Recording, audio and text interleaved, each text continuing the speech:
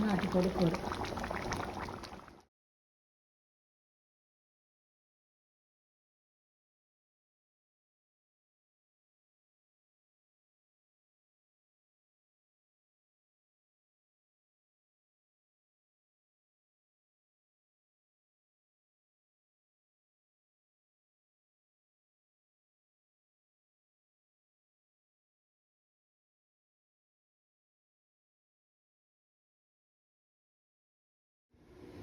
నాటుకోడి కూర చేస్తున్నాం. ముందు నాటుకోడి కుక్కర్లో 6 విజిల్స్ ఉడకబెట్టుకోవాలి.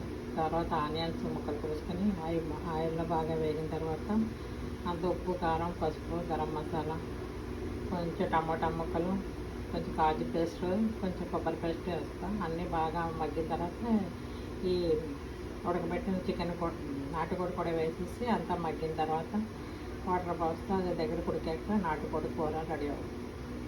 లాస్ట్లో కొత్తిమీర వేస్తాం.